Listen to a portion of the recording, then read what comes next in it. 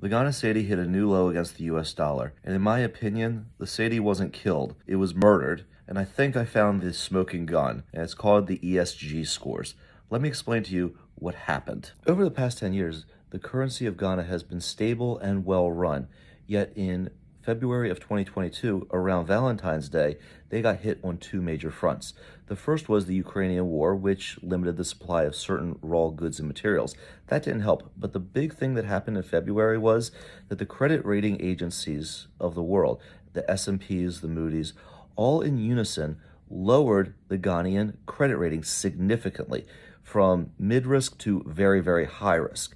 And the reason that they cited wasn't that the country wasn't well run or that they didn't have good working capital. No, the reason was they had a low ESG score. Now, if you don't know what that is, that's environmental social governance.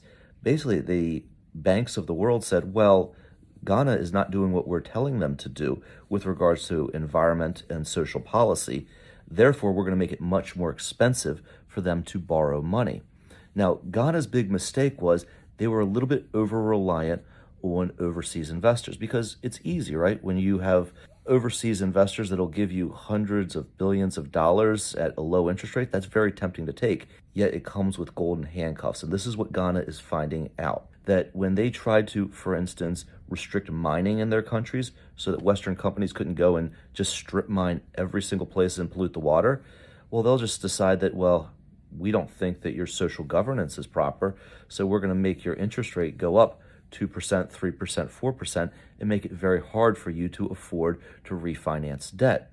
And when one credit bureau starts doing it, or one rating agency starts doing it, suddenly they all follow in unison, and it becomes a big gang up on a single currency. I think that Ghana is going to have to come to a crossroads, and they're going to have to decide, do they want to have these golden handcuffs, or do they want to break from Western finance and start to create their own liquidity within their country? I think that's something that they're going to need to do if they want to be free of Western control.